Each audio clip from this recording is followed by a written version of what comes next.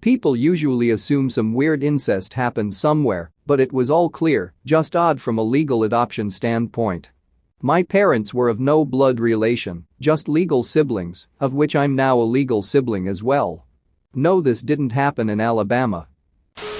People of Reddit who have had sex with an in-law or step-sibling or parent, what happened? How did you get into that situation? And did anyone find out? What up, bro? Thanks for coming to another storytime. I'm Andrew, your host. Since you're here, why not like the video, subscribe and ring the bell button.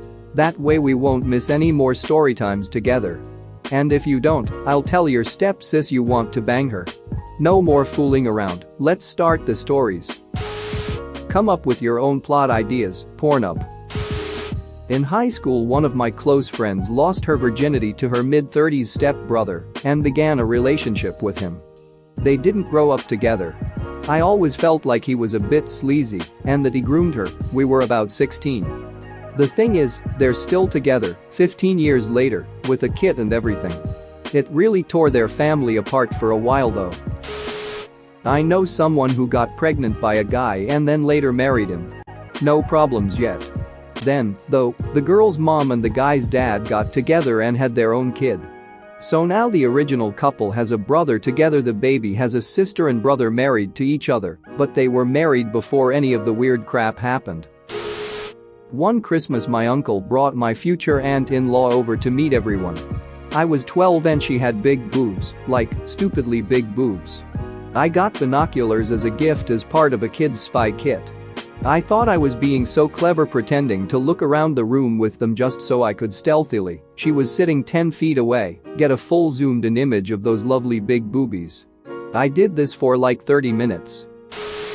Briefly, during high school, my girlfriend's parents were on the rocks, the mom was sleeping with another guy, and the family was in rough shape. So the dad's response was to go after my single mom. Next thing you know, my girlfriend's dad is having an affair with my mom, while the girlfriend's mom is having an affair with an old flame. They're going on double dates together, and the girlfriend and I are suddenly unofficial step-siblings. And yes, it was awkward, even though it really had nothing to do with us. Thankfully, it didn't last long, maybe a month. Her mom and dad reconciled and things went back to normal. There was one night they all came over to my mom's apartment with wine. We all drank, the mom and her fling went to a hotel, my mom and the dad went to bed, and then the girlfriend and I went to bed. That was weird. I did the deed with my mother-in-law once. It still makes me feel dirty when I think about it. I was separated from my wife at the time in the process of divorcing and went to my mother-in-law's house to help her with moving some furniture. We ended up sitting around after I helped and had a few cocktails and talked about my separation to her daughter. Fast forward to midnight and 6 drinks later and all of a sudden I'm looking at her with her jeans to her ankles and bent over the kitchen table. I swear to this day I really don't know who made the first move or how it got to that point. It was crazy. The next day she calls me and plays the whole "I had so much to drink, I don't even remember last night" card. I get it. I know it was her way of pretending like it never happened, and I was perfectly okay with doing just that. I saw her numerous times after that, and neither of us acted strange. We just erased it and acted like nothing ever happened. At the time I was about 30 and my mother-in-law was about 50. I've never told anyone until now.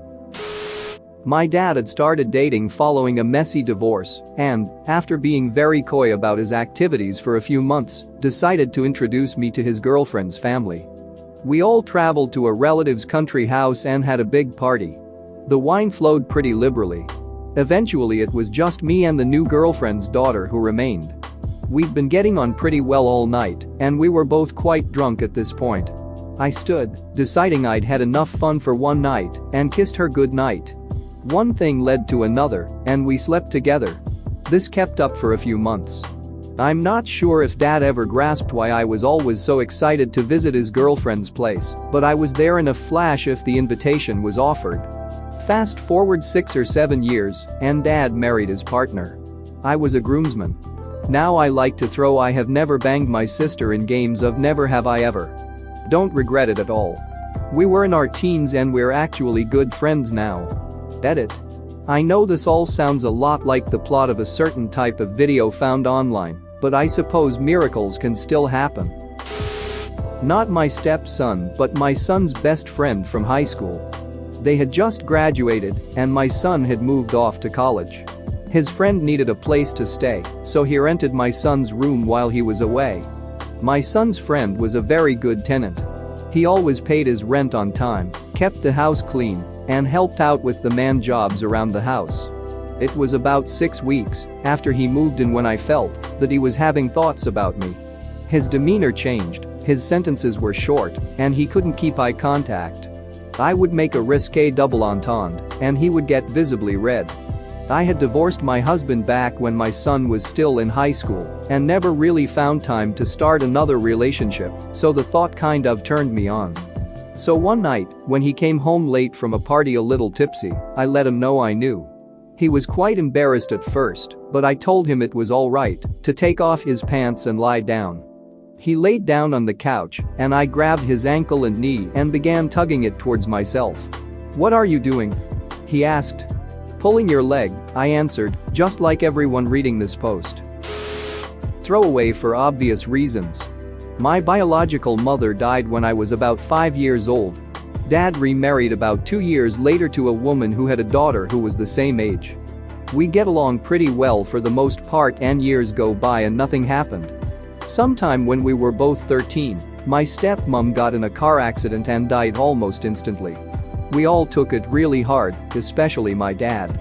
Dad started to drink and not be very fatherly to either of us. He was depressed and rarely ever talked to us, and in turn left my stepsister and I feeling despondent and unloved. One night I woke up to the sound of my stepsister crying. I went to her room to comfort her and calm her down.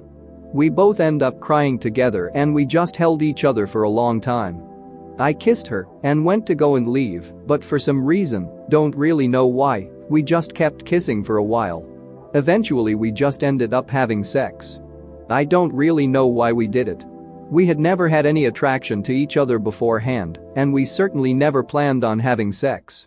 I think both of us just liked the idea of being close to someone. We hadn't felt the touch of someone we loved for so long that I think it was just a way of coping. In total we had sex probably 14 or 15 times over the course of about 2 years. After that we just stopped. I don't really know why. We just got over the feeling of being unloved, I guess. No one knows as far as I'm aware. It never negatively affected our relationship, and it isn't awkward between us. It was just something that happened.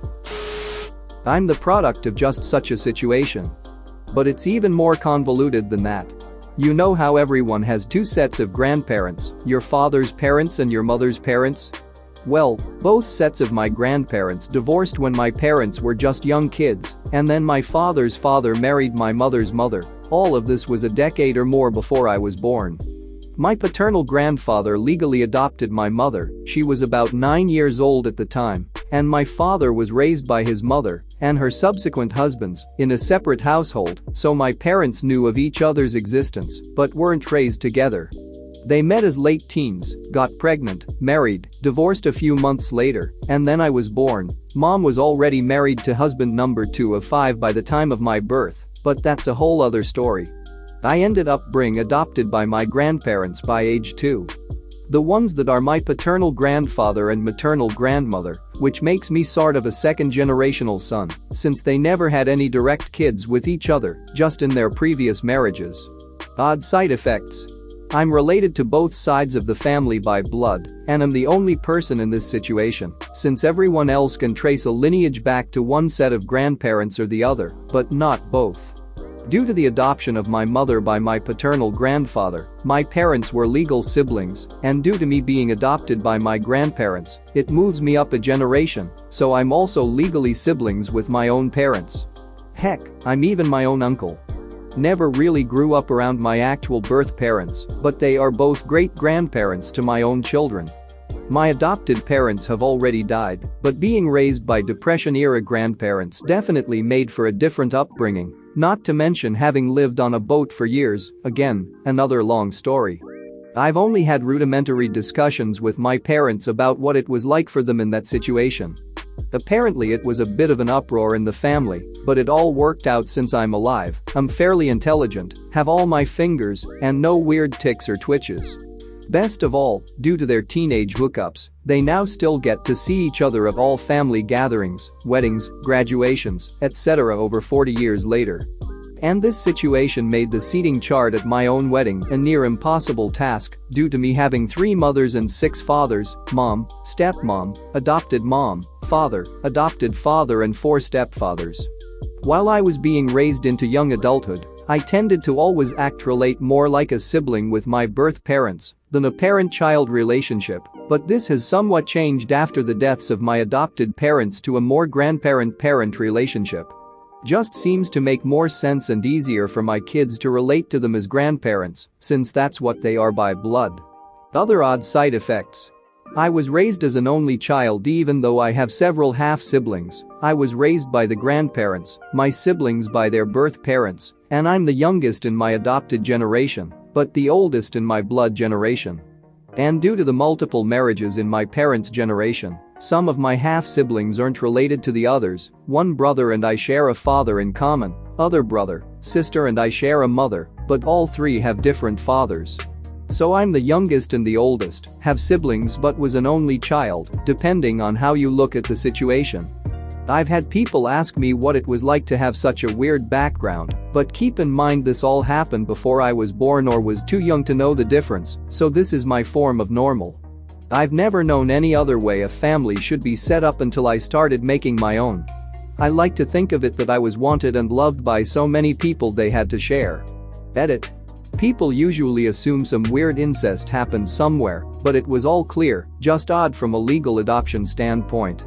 My parents were of no blood relation, just legal siblings, of which I'm now a legal sibling as well. No, this didn't happen in Alabama, no actual incest, remember, I kid. Like and subscribe for more funny, interesting, and scary r/ask Reddit videos.